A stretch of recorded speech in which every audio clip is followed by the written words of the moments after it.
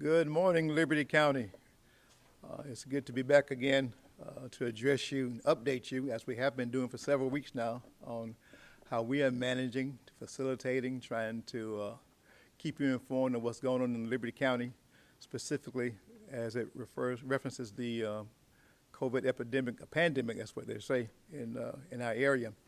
We are constantly getting updates from the coastal health districts, and I'm happy to report, even though our numbers are rising, it's not bad news, no more than we expected, because there has been increased testing. But I am sad to announce that now Liberty County has had one fatality, so we give our thoughts and prayers to that family, which reminds us, though, of the importance of being safe out there. So we know that there have been several venues that are opening, so now it's even more prevalent for you to be safe, sanitize, social distance, be your own police, and help to police others.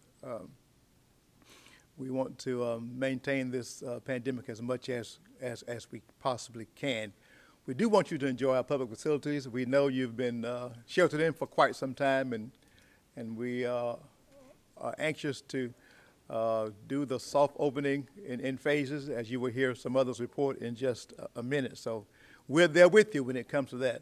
I hear about people who are just getting in their cars, just driving around just to get out of the house. So we're there with you. We're there with you. But we want to do it as safely as we can. So please continue to work with us. Our compliments, our hats off to you again for being such a compliant audience. We know nobody does it better than Liberty County, so we are proud of that. We're Liberty County proud of that, in fact. So thank you so much for how you have been so compliant, how you supported us. And once again, I want to let you know that you do have to support the chairman, the board of commissioners, every one of the mayors, all the city council persons, EMA, the county staff, the city staff, everybody. We are truly in this together, not just a cliche. We are truly in this together. So that is what we know that has made the difference. That made the difference. You're going to hear probably a little later some reference to the Coastal Health District as well as diversity. So thank those two health partners, Liberty Regional, for what they've done too to make this pandemic be as manageable as it has been thus far. It's not over yet. It's not over yet. A few days left, but we are marching toward some more freedoms, if you may, to use our facilities and to use our county facilities, to use our parks and recreation. So it's on the way. Just work with us as you have been doing, and we'll make it there together. At this time, I will yield so that you can hear from my friend and brother, the Honorable Larry Baker, Mayor of the city of Walthourville, Georgia. Thank you, Mr. Chairman, Mayor Brown, City Administrator Howard, and Mr. Mosley, County Assistant, Mr. Joey Brown. We just heard that we are in the mode of soft opening. The City of Walthourville is in that mode, and we ask the citizens to look at the web page. We're updating it daily now, and I also have a mayor's page to give you some information on what we will be looking for us to comply with. The social distancing will still be practiced. We are going to be opening our doors on the 15th of June, and you must have a face mask while entering City Hall. There will be some control there with the Walthourville Police Department. So please, ma'am, please, sir, continue to work with us as we move forward. And again, on the 15th, we'll be soft opening our doors, but our first council meeting will be on the 9th, Tuesday coming at the hour 6 p.m., but it will be live, Facebook Live. So if you have any questions, please, ma'am, please, sir, let it be known. And that's all I have from the city of Walthourville. And again, I'd like to say thank you so much to the citizens of Walthourville for heeding to the call. Thank you. Thank you to my buddies for being here today again. We've been hanging in this thing pretty well. Good morning to everyone in Hinesville and Liberty County. I'll echo some of what Chairman Lovette has said. We think of the same things prior to we come here and we make our notes, or I do. He's smarter than me. He doesn't have to make notes. But anyway, I'll repeat it, but I will be brief. As was mentioned last week, with increasing testing, as he mentioned, and we do have more cases. Because our county's increased the ability to test for the virus, our case count has risen a little bit over the last week or two. A couple of times we've had spikes, but still, for the most part, it's very small increases. I want to thank our friends at the Department of Public Health and Diversity Health Center for conducting testing at breakneck speed for our community anyway. Knowledge is power, and with the knowledge of more and more cases, we can find the areas that need attention and address them accordingly. I'm also sad to also echo that we have lost a member of our community. Don't know anything about him, but we would like to want their family to know that we are thinking about them and that we're truly saddened by this event. By now, I get to some of the real boring part. By now, you've seen that Governor Kemp issued a new set of executive orders last week, and I'm just going to highlight a few things. The shelter in place for the elderly and medically fragile is still in place until Friday, June 12th. Please continue to monitor our website and the governor's website for any updates on this. The public health emergency for the state of Georgia has been extended to Friday, June 12th. The current orders expire on Monday, June 15th. This extends the original deadline for measures to expire from June 12th to the 15th. So please make sure you're familiar with the sections that are related to your industry if your business is trying to open. There were updates recently about bars, nightclubs, and summer camps that were pretty extensive, and we've put what I'll say are cheat sheets on the city's social media sites, and you can take a look there, and hopefully we've simplified them for you. I again ask that all citizens do the following as much as possible in your daily lives. Practice social distancing when out in public, and where it's not possible to be 6 feet from your neighbor, wear a mask. Although you don't have to wear a mask while eating, drinking, and exercising, please consider wearing one at other times. And if you're asked to wear one when you visit a store, please comply. No one wants the next outbreak to be in Liberty County, or Hinesville, Georgia especially. Nowhere in our county, for that matter. Be kind to your neighbors and the strangers you run into. Approach all situations with caution, courtesy, and common sense. And as always, I pray for you to be safe in Hinesville. We're all in this together, and hopefully we'll be back next week to visit with you. Thanks.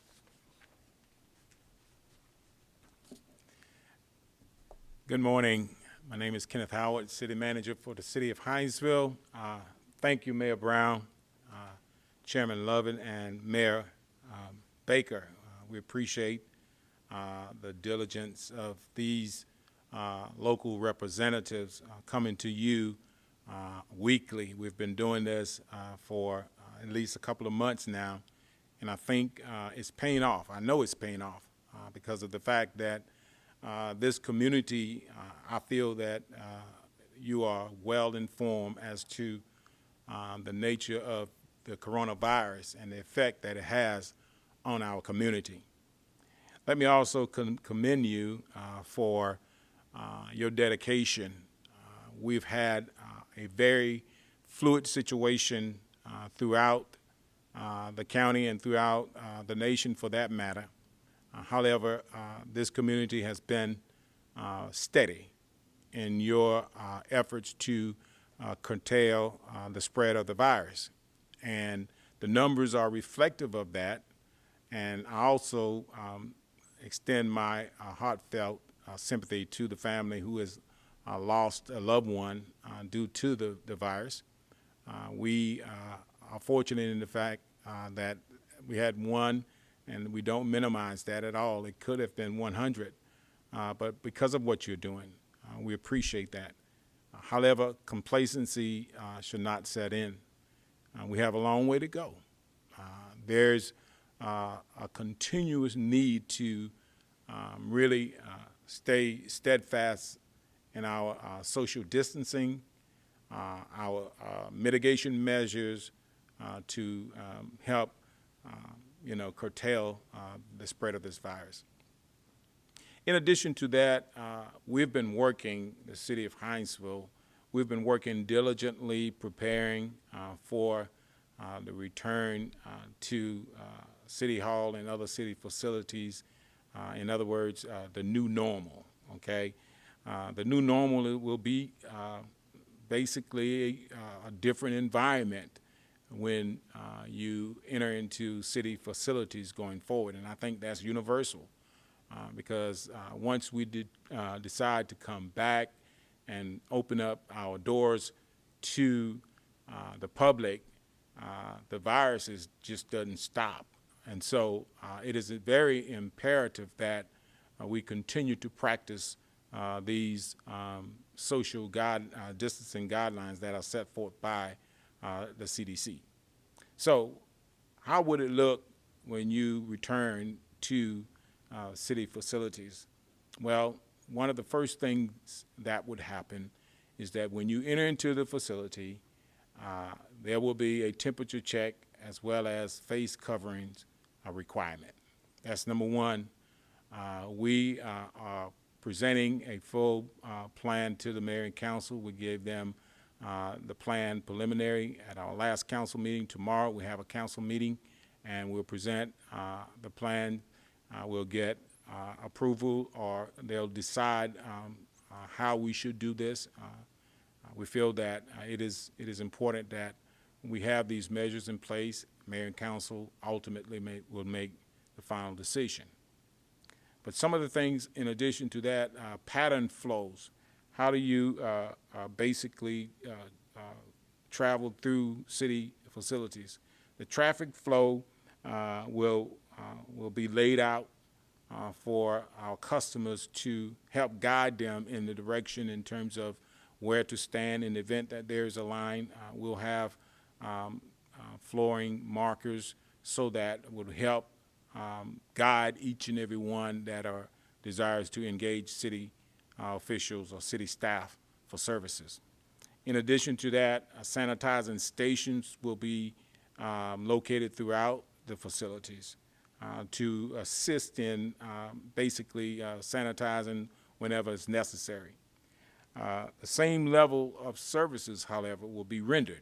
We would continue to render services with a smile. And we appreciate your patience. And I must say that we also appreciate the way that you have responded as we provide services electronically, virtually, and what have you.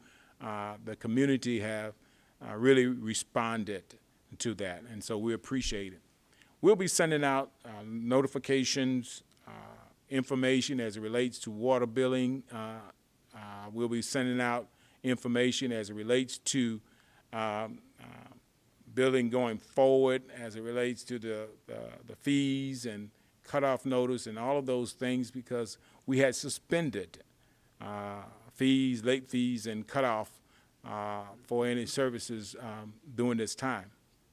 However, as we prepare to transition back into the city facility whereby public access would be allowed, we would also have information that we'll be sharing with you through our social media, and that would help educate and inform you. And so that information is forthcoming once mayor and council have approved the schedule of how and when we start doing that. But as of right now, June 15th is the target date. So we feel that we're prepared as staff to open up at that point and allow public access for each and every one of our citizenry. Now, there has been some efforts so far as some of the amenities, some of the recreational facilities that the city of Hinesville has, specifically playground equipment, playground structures. Playground structures have been off limit as of since the virus basically started in March. We have basically had numerous of conversations, the pros and cons of opening that up. Sat in a meeting with the district earlier this morning, and based on some of the information that we received, we most likely would open up our playground. Of course, the recreation department and Mr. Brown would probably elaborate on this more thoroughly, but we're looking at next week, perhaps on June 8th. We'll coordinate with them because we share a responsibility for at least one park, and that is the Irene B. Thomas Park, that has recreational equipment and playground structures there. We also have other locations throughout the city of Hinesville in neighborhoods where playground structures are located. And so we want to make sure that we're coordinating this, that it would be done consistently across the board for the entire county. It'll allow us to open the facility up, and then you can go from Bryant Commons to Lee Street, to Jack Carter's Park, to Iron B. Thomas Park, to Wildwood Park, and James A. Brown Park, all of those different locations, and play on playground structure and not have to worry about one being closed opposed to the other. So we're looking at doing that consistently so that it will better serve our community. And I'll just pause there and allow Mr. Brown to come and share some information. But I would like to conclude by saying, you know, that we're also in the midst of the Mr. George Floyd situation, and there have been mass protests throughout the community. Just want to let you know, and it's been publicized about the event, protest event, peaceful protest event for tomorrow. And I want to say to the community, on behalf of mayor and council, all the local elected officials, you know, we do this, and we just didn't start doing this. And we do it because we are a community of one, and we look out for one another. And so as this event unfolds tomorrow, we're asking our community members to be mindful of the fact that it is a peaceful event. And we would like for everyone to come out and basically exert your constitutional rights to do this, but at the same time, we are looking at our responsibility to protect individuals, properties. We've seen it nationally where properties have been destroyed. We don't want that here in Hinesville and Liberty County. So we're asking you, for those who are coming, the Ministerial Alliance has organized this and have done a great job. We pray that we continue to work together as a community whereby we will not be subject to some of the things that you see on a national level. So once again, Liberty County, Hinesville, we are proud of you. Thank you for all of your work that you've done and continue to do. But we are not out of the woods on this pandemic, and we pray that we continue to stay steadfast and vigilant, so far as our efforts are concerned. Thank you very much. Mr. Brown.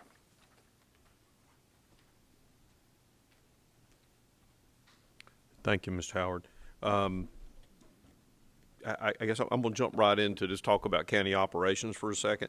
Right now, our buildings do remain closed to walk-in traffic. However, last night, the Board of Commissioners did approve a modified opening plan that will be effective June 15, 2020, to coincide with several things, one including the city goal there of trying to open their facilities back for public traffic. Gonna show those to you real quickly on the screen right now. Won't read all of these to you, but basically, first part of those cover employee protection, some things that you'll see that we're mandated to do by CDC and by order for our employees that we'll be doing there. And again, these will be posted up on the site for you to be able to see. I want to jump to especially public services. They're going to be allowed. Just some things there. And I think really to highlight that we do want to try to keep encouraging online transactions as much as we can. We do really hope that folks will take advantage of making some appointments. We are changing some specifics about how we take and where we place job applications and encouraging, again, all that to be done online if possible. Of course, we will be maintaining the 6-foot minimum social distancing requirement all throughout the building, especially in lobby spaces. And I do want to point out in that respect that in some of the smaller lobby areas, we do have tape markings on the floor and some things like that. PPEs as far as plexiglass, it'll be in place. But you may be asked from time to time, especially in the tax commissioner's office, which is our high maintenance or high traffic area, that if that lobby capacity reaches in excess of that 6-foot distancing requirement, then folks will not be allowed to gather in the vestibule of the building in the annex. They'll ask to be remained outside until some of that space clears.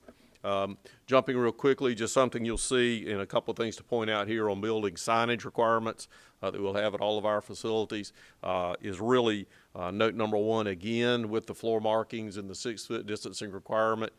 We will require sanitization at all the main entrances to our buildings, and especially number two, which has been mentioned by my colleagues here. We do strongly encourage visitors to wear protective masks, and to that I say, hey, if you won't do it for yourself, please do it for us. Please do it for those other folks that come into the buildings, because that's really what that's all about as we try to protect them.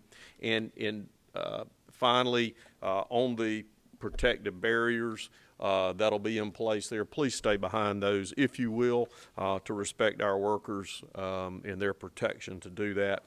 Last part of that, just real quickly, obviously we'll spin this up to our site and to all the social media sites and to the local organ for them to post on their sites, and everybody that's there too. I'm going to jump real quickly to the guidelines for court proceedings. The courts, basically on May 28th, the Atlantic Judicial Judges issued an order establishing the guidelines for in-person court proceedings, which will start on June 15th. There's quite a court backlog for in-person proceedings, and so I'm going to highlight those. These, again, by order, will be posted on our website, on the Clerk of Court's website, for your viewing and for closer inspection. And I would encourage you to call the Clerk of Courts or the Superior Court Clerk Office here in our county for further questions. The courtrooms in that order are defined as all the common areas in the Justice Center building. Visitor sections in those areas will be marked for social distancing, and there will be a limit of one person to one marker. Now, of course, that will not apply if you're immediate a family member. You can sit closer inside that social distancing guideline. If the social distancing requirements are filled in those courtroom areas, then basically folks will be asked to wait in another sector of the building to be determined by the sheriff. This does apply to attorneys. Attorneys normally sometimes are allowed to sit in the jury boxes of those sections. They will not be allowed to do that. They're going to have to remain in the visitor section or remain outside until their case is called. And this also applies to sequestered, improperly spelled there for you this morning by me, but sequestered witnesses under social guideline requirements. Health screening will take place at that building on hearing dates. So if there's a scheduled hearing in a courtroom in that facility, and those are posted on the Clerk of Court's website and updated there, anybody entering the courthouse facility will be screened. This will include temperature checks and a screening form that'll have to be completed on everybody entering. PPEs are not required, but are strongly encouraged by folks coming into that facility on those days. There is a section that deals with high-risk individuals, and I won't go through those definitions. They're defined in the order. They are those same definitions that we've heard about all along from the governor and from CDC. But those high-risk individuals, which would include lawyers or parties or witnesses, if they have some concern about being in that environment, they're required to notify the presiding judge or the secretary at least 3 days prior to that scheduled proceeding. Again, self-represented clients still have that same 3-day requirement, and then they'll receive some word from the court on whether or not they will consider accommodations for those individuals. So I wanted to run through those real quickly for you. I'm going to jump back now to something that Mr. Howard mentioned, which is recreation. And in working with concert with the city and with the Recreation Board, effective June 8th, which is next week, our 2 pools will open with a capacity limit of 50%, and we will be monitoring on pool decks for social distancing requirements. Also, on June 8th, restrictions on the playgrounds will be lifted and they'll be open to the public. And we do strongly encourage the public to practice before, during, and after hand sanitization. through some kind of gel or some kind of cleaning material if they have that. We will be doing some behind-the-scenes cleaning there also. Finally, we're going to resume the public's ability to rent what I'm going to deem as open air areas. Now, we've had our parks open for use now for about a week, a little over a week, and that's gone very, very well. But what we're talking about here are basically pavilion rentals and rentals of outdoor areas. This will not apply to indoor areas yet. So Stafford Pavilion, which is a very, very popular pavilion, to be used, will not be open at this time because it is enclosed. It will not involve the gymnasium, so they're not available for rent, nor is the East End Center. None of our facilities for indoor will be available for rental yet. I do want to remind everybody in that regard that rental of these facilities is accomplished through contacting the Recreation Department at 876-5359, and depending on the number of expected participants in your gathering at one of these locations, could open up the door too for some other requirements for permitting, especially like in the city of Hinesville for gatherings, or possibly in another city location where we do have a park. I do finally want to mention in recreation that we are finalizing a plan to present to the Board of Commissioners, which is going to examine the potential reopening of our remaining facilities, in addition to the possibility of day camps and possibly some shortened summer activities. As a former baseball coach, we did without baseball in a lot of realms and some other things that generally happen in the summer, so we are going to explore the possibility to see if we can feasibly do something in a very short time there. We are going to have to look at those things carefully, though, especially I think as they relate to day camp, to see what would be involved in having to meet all the CDC requirements, including required staffing and sanitization. That are some stepped up efforts there. I would tell you that we anticipate having something ready for the commissioners to look at by their mid-month meeting in June. Finally, but not to be forgotten, we're in hurricane season. It started this week on top of everything else, and we have Cristobal right now basically in the Gulf that we're monitoring for later in the week, not expected at this point to impact us directly from the Gulf. I do want to tell you, though, that our local management team through EMA is monitoring that storm and continues to prep the hurricane plans as we do every year in a COVID environment. So I would encourage you to look at their page that you get to through libertycountyga.com. Go to EMA, take a look at some of their things. I will tell you that I'm going to ask them following this presentation today to get with me so we can stand up a Facebook presentation. We normally have a kickoff event that the Chamber of Commerce has so graciously host us on for the community in our virtual environment this year. We'll probably look to do that on Facebook, so please watch for more to come there. I guess in closing, I do want to say too how much I appreciate everybody's working effort to surround me in the room here, and Countywide and the county staff and everything that they have done and will do as we have worked through elections and as we now look at courts and buildings reopening and some of the things we've got to do there. We are trying to return to some normalcy, but we're going to try to do it cautiously, so please bear with us. As Mr. Howard mentioned, the virus is still out there, and it can still significantly affect individuals. So while all of us are really ready to resume what we love so much, which are outdoor type activities, let's just please be mindful and do the right things. And with that, I turn it back over to the chairman and say to you, God bless you. Thank you, Mr. Brown. Thank you, ladies and gentlemen, for tuning in. Allow me to veer just a little bit in my closing to say that at our commission meeting last night, Crystal Hart updated us on our census numbers. So I'm going to encourage you, if you have not completed the census information, please do so. I know Mr. Baker, we're offering our assistance to the city of Walthourville. In fact, last night, Commissioner Stevens, Gilliard, and Thrift, through their support behind helping to get those numbers up, want the numbers up as much as we can. You know, Liberty County is a growing county, and we cannot do it, we cannot progress as much as we like without having the dollars that follow the census numbers. So it's very important for our future of the county that we have an accurate count. So please, ma'am, please, sir, If you have not done that, please do so. Mr. Brown mentioned this hurricane season, so get your flashlights and your non-perishable items together, so we can medication, all those things that we have kind of learned from the past, and there will be a Facebook posting that will come that will help us with that. So let's prepare for that. It is voting season. Early voting has started. It's available in the historic courthouse as well as the Midway complex in the city of Midway. So please take advantage of that opportunity, if you will, please, ma'am, and please, sir. Other than that, just stay safe. Let's continue to stick together.